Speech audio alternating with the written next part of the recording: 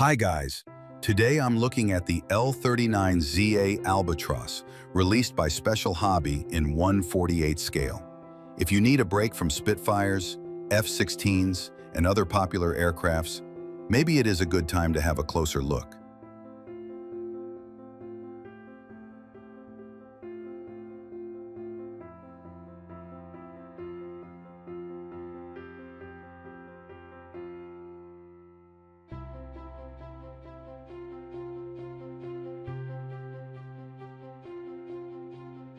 Inside, we see an instruction manual and one bag with parts.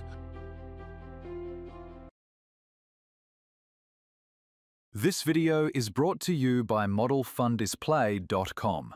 Model Fun Display, your new hobby store.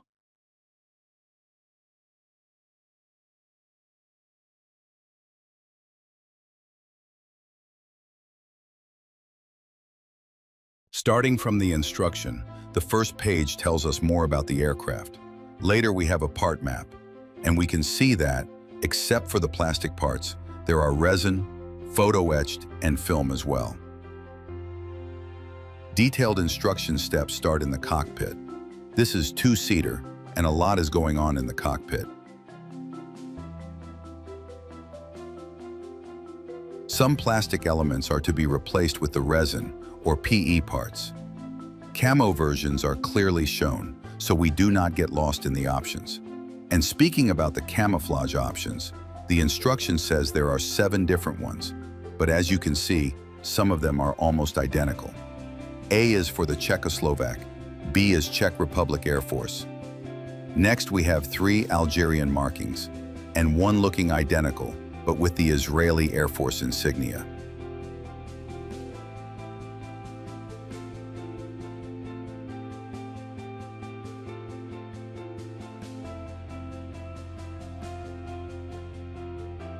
The last one, and most appealing to me, is the Thailand Air Force version. This is the one from the box art. Only here it looks sort of green when on the box it looks blue. Color names look like it is a mixture of blue-green and green-blue. Need to check the real pictures to find out. Anyway, let's open the plastic bag.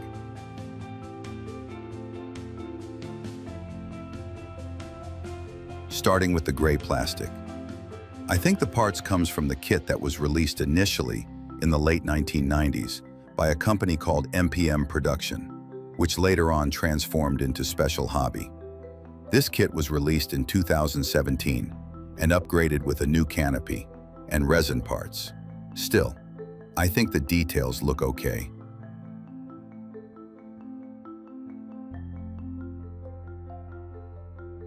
There are some excess plastic here and there, and overall the parts look thick and shiny.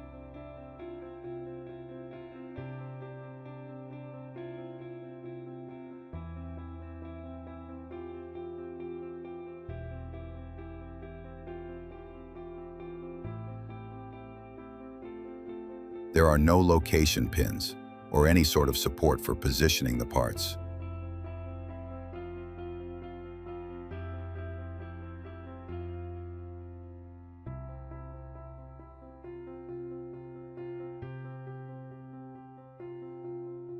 Details on wings look decent, not as sharp as recent kits, but still okay for a short-run kit released 3 decades ago.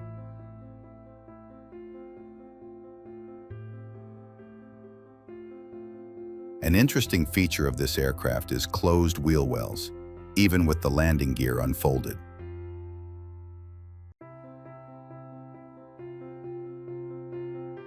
The last sprue holds lots of smaller elements, with cockpit floor, instrument panels, seats, wheels, and many more.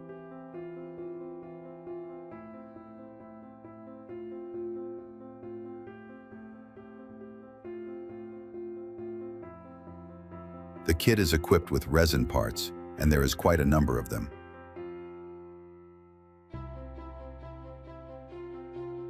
Missile launchers look very nice.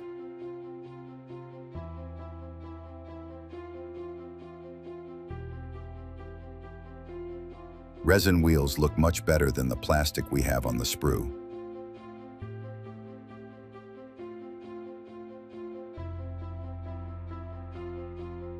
headrests for the seats,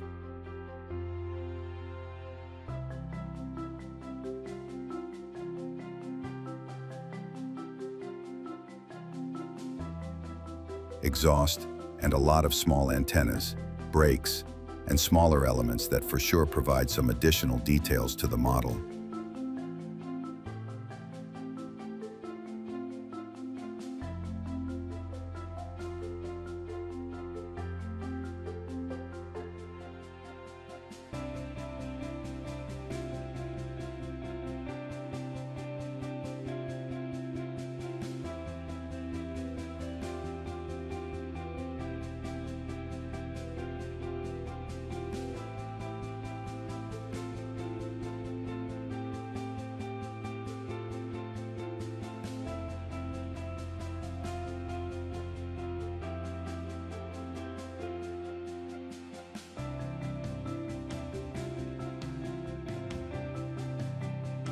Clear parts are okay, not perfect, not crystal clear, but I think there is an option to open the canopy if we want to expose the cockpit better.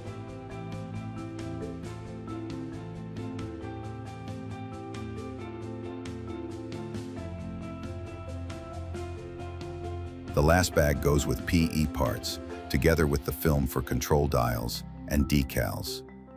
Printed by Cartograph, decals look sharp.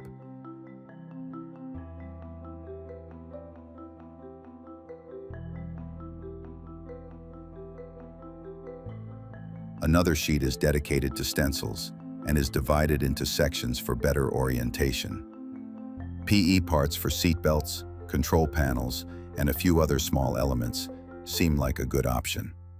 Dials are replicated with the film that needs to be painted, and that is it when it comes to parts, but how it all fit together. I'm going to quickly check the fuselage and wings fit, as I read some opinions that this kit requires some amount of putty. Let's find out. No location pins may be a blessing in my opinion sometimes, and so I think the fuselage halves seem to fit okay. I'm going to tape them together and check the wings.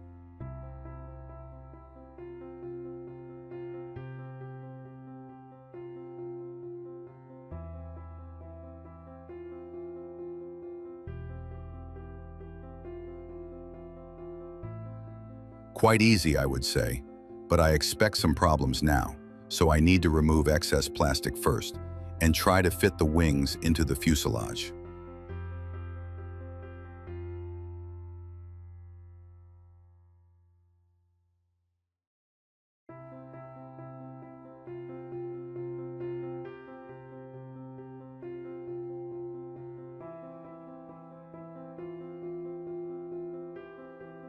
Yeah, it still seems too large to fit. Okay, I'm going to fast forward 3 times the whole process of adjusting this part. No cuts done, so you see it all. The point is to fit the bottom surface.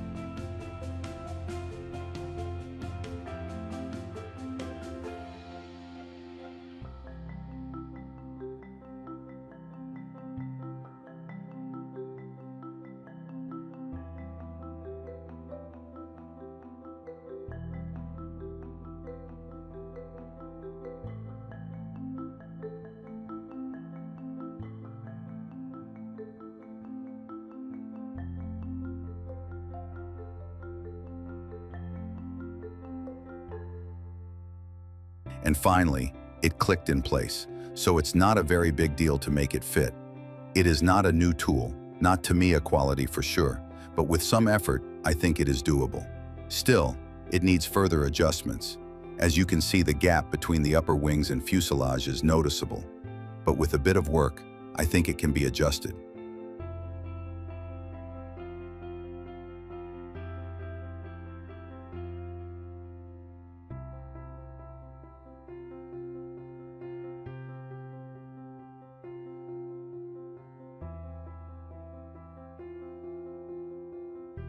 One more element I want to check, the windshield, seems to fit quite good.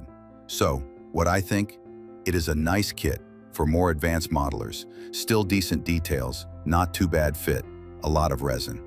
If you want to see how I build it, make sure you subscribe to the channel, as this is going to be my next build. Thank you for watching and see you next time.